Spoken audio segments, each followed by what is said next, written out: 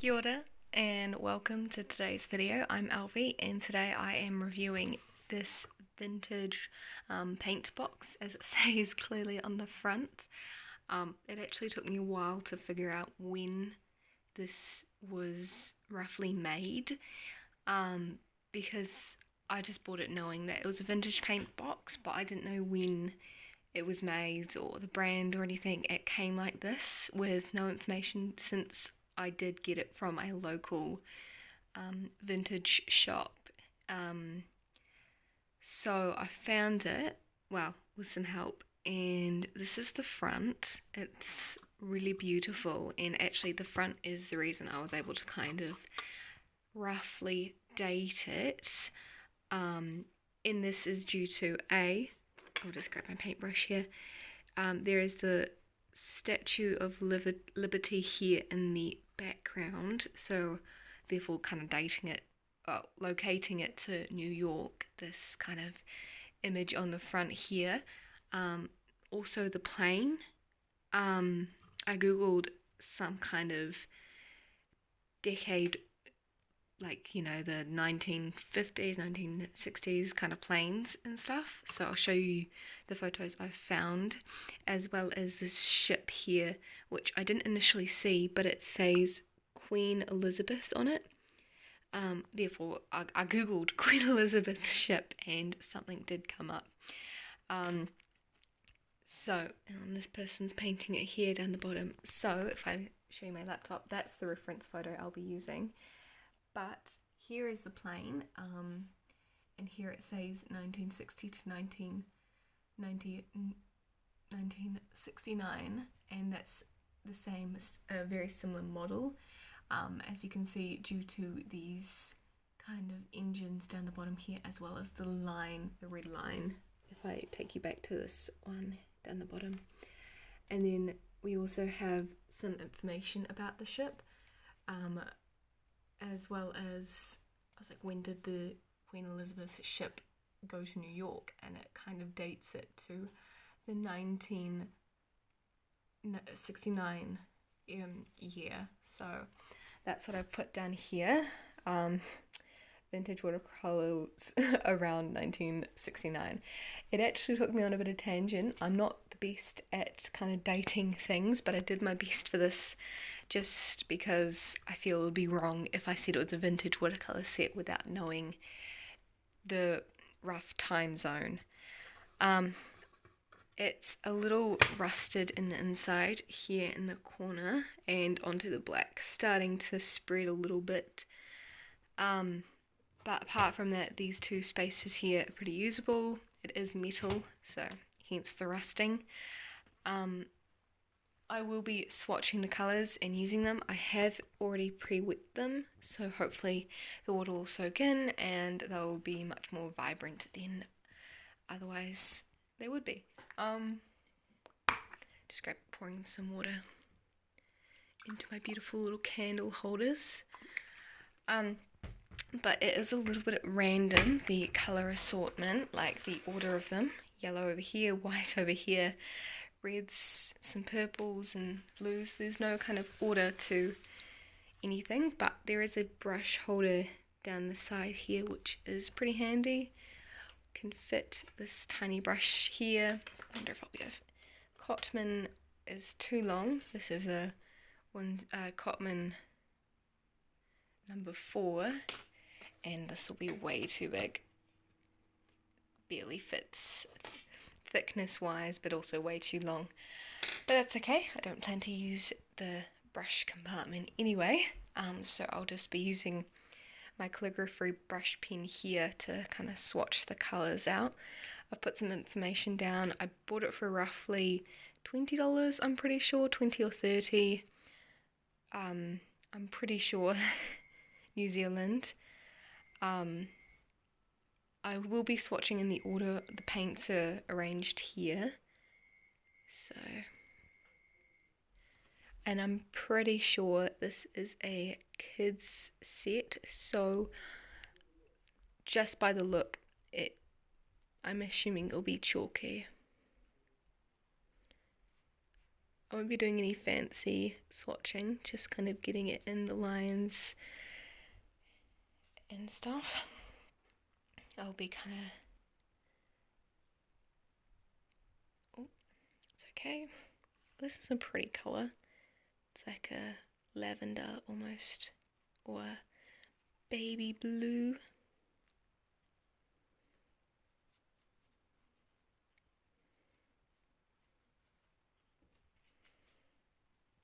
We've got the yellow. So far all the paints are working, as in they are reactivating.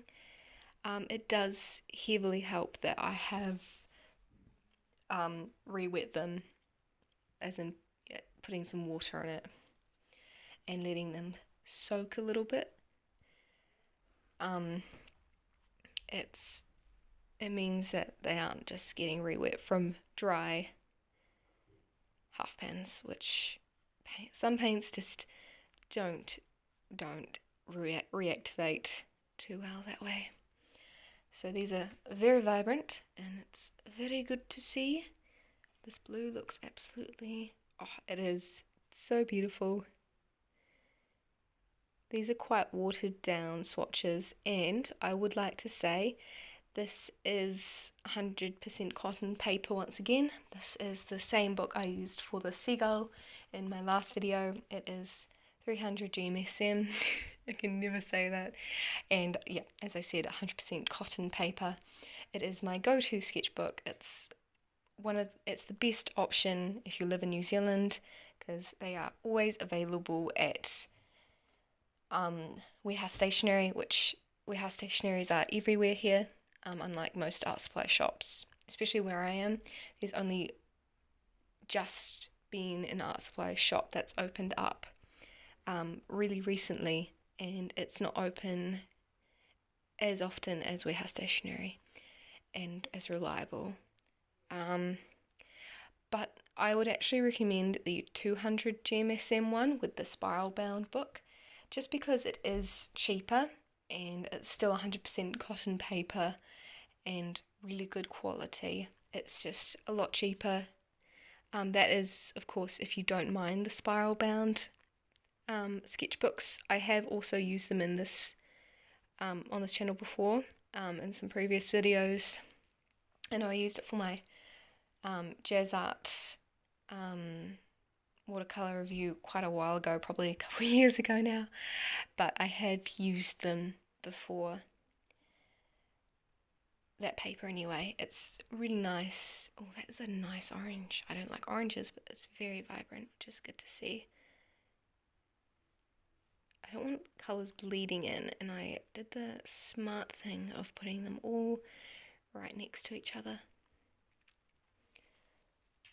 but that's okay.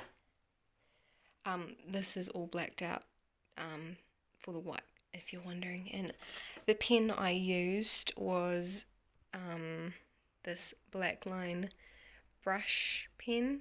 It is water-based apparently, but it does not bleed with watercolour when you let it sit. And I almost dropped it, but that's okay. It does say really roughly there, Moloto, which I'm guessing is the brand. If you guys are curious, I just got it from Gordon Harris because I saw it and I'm pretty sure it was on special, otherwise I wouldn't have bought it. It's quite fun to use and you get quite a bit of good line variation, especially if you like thicker line work. It's quite useful. This is quite a pretty colour. It's a little faint, but it's quite beautiful. It's like a brick kind of colour, if that describes it well enough. Okay, now we're going to do the now we're going to do the miscellaneous squares. A left. That scared me. It was a fly. Not sure how good this white will be, and I don't want to load it up because otherwise it might wash off, but I can potentially do some swatches over top if they dry fast enough.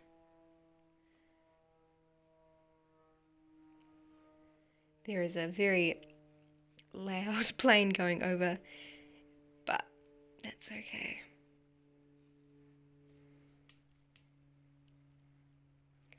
Then the black, which does look like rust has gotten into it, and also I'm not seeing a lot of black paint. Oh yeah, there's a bit. It's pretty successful. I'm not going right to the edge because I don't want it to bleed into yellow of all colours, but that's okay. And we've got the green.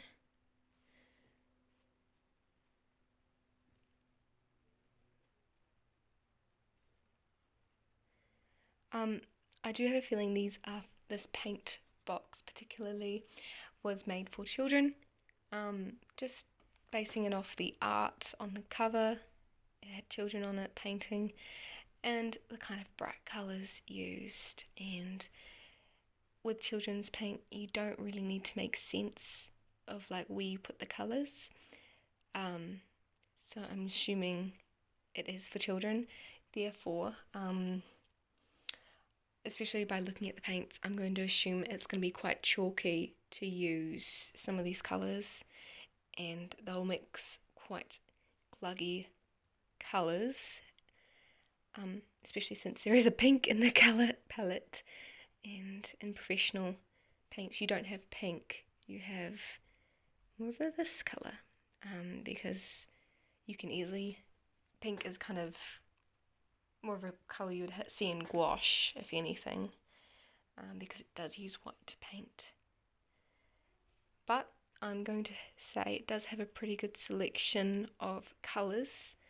It does have a lot of colours to choose from, which is really good that it has a good colour selection, because if it didn't, I'd be a little worried.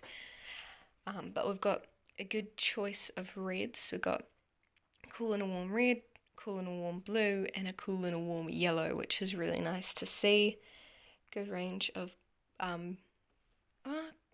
browns. You've got a couple greens, a purple. This is a very beautiful purple colour. Oh, it's okay. Very vibrant, one of the most vibrant colours on the palette, I reckon. Last one. This one's also got a bit of rust around it, but it's quite pretty. Reminds me of like a cobalt teal I use. Very pretty. So that's the kind of colour swatches. And I guess we'll move on to the painting. I've already sketched it out clearly. It's just a little landscape painting of one of the New Zealand beaches. I have taken this photo myself. Again, here is the reference photo I'll be using with the beautiful iron sand, because of course. And I'll just be using the palette already provided up there. It's like, where do I begin? It's the first painting of the day, so it's always rusty. It's quite a faint mixture, but she'll be right.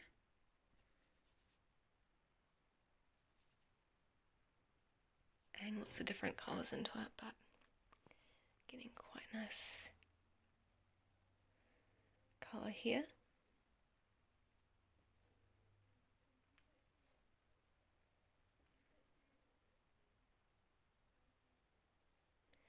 Beautiful. And all fainted out near the beach.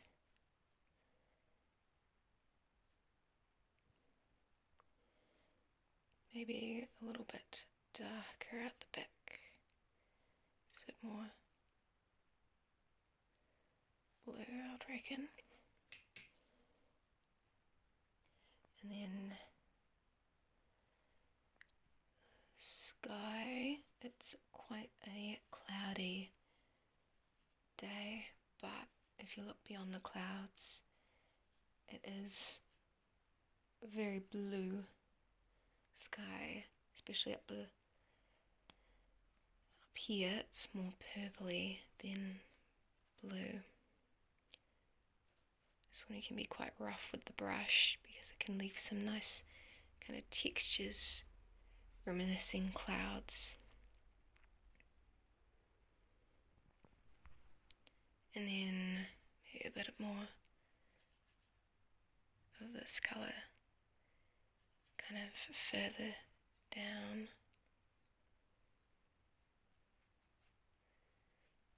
Past the clouds. Just talking to myself here, but kind of almost blending into the sea. Clouds are one of those things where you either can paint them or you can't, and I'm in that kind of like, not yet, but that'll give me a good base to start with when I get around to it. I'm mixing a bit of the green and the purple together to get a bit of a shadow, kind of a nice almost blue colour for this kind of background here, because the land kind of wraps around.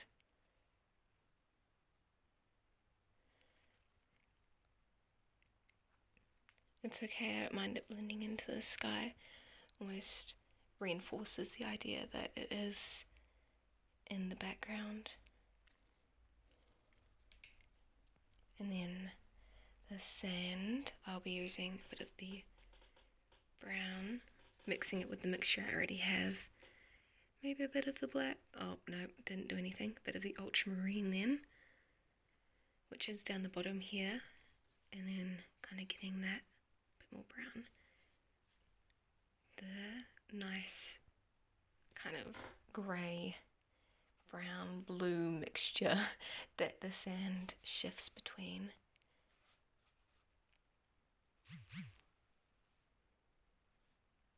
Because let's be honest, the iron sand is not one colour, it shifts all the time. So you can't just pinpoint the colour it is. I mean, you can, but it's giving it an understatement. Maybe I'll add a bit of the brown just straight onto the painting.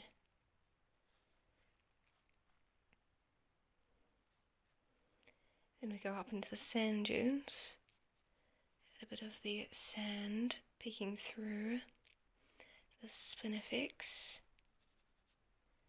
which are these beautiful plants in the sand dune that I've already kind of roughly sketched out. Oh mate, if it's the right time of year, the seeds of these just fly all over the beach. It's so funny. Okay, there we go. Quite light, but that's okay. I don't think this paint is really made for the rich colours professional paint provides. I'm just mixing a bit of the yellow ochre and a bit of brown, a bit of the sienna to kind of shade this log up here, because this beach in particular has plenty of driftwood. So I'll be using a bit of the slime colour, and it is quite a pungent lime, so I'll be adding a little bit of green, and then once again the ultramarine, just to kind of, there we go, maybe even a little bit of red. That's quite a lot of red, just a wee bit of red. There we go. And then we can give some of these spinifex plants a bit of colour, a bit of the turquoise. There we go, kind of shading in this cluster of plants further to the back, making sure it's a different colour from the background hills. There we go. Kind of hinting at some as they come forward. There we go. Quite cute. And then adding a little bit of shading to the clouds. I'll just use the mixture that's still there, adding a little bit of purple and a little maybe touch of blue as well. Kind of adding some shading to the clouds. Mainly further towards the bottom of the clouds where the sun isn't hitting as strongly.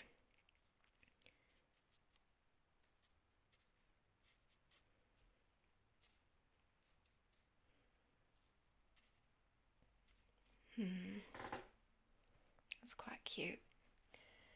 And this is the swatches so far. I'll just kind of rub my finger along. Not too bad, but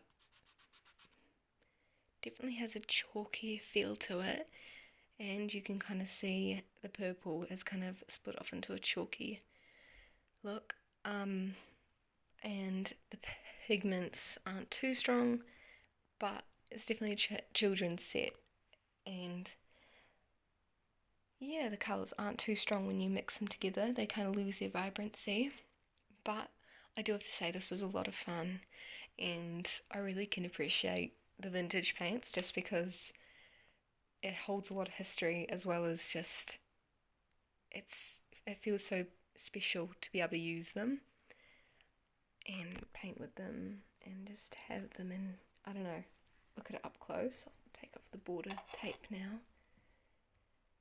Once again, it's just some washi tape from the warehouse as well, warehouse stationery, the thinnest one I could find, but it's so useful for borders. Like, look how smooth that border is. Oh, there we go.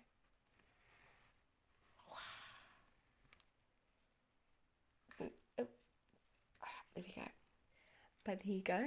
I'll give you a little bit of a close-up of the painting.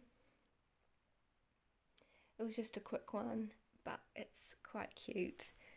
You can still see the light pencil lines I've sketched with, which is really nice, and then the swatching as well. They still need drying, but they're quite pretty. And yeah, if you look at the yellow, if you look at most of these colours, the black line originally there, you can see a lot of the pigments on the pigment on the line just here, kind of showing how muddy and chalky the paints are. But listen, it was fun. I love it. Just, yeah, it's a children's set, and sometimes you just gotta remember that. So yeah, thank you guys for watching. I hope you guys enjoyed me testing out this beautiful vintage box. There we go. And giving the paints a spin quite a while later. So yeah, thank you for watching. Have a good video. Have a good day or evening or morning. Bye.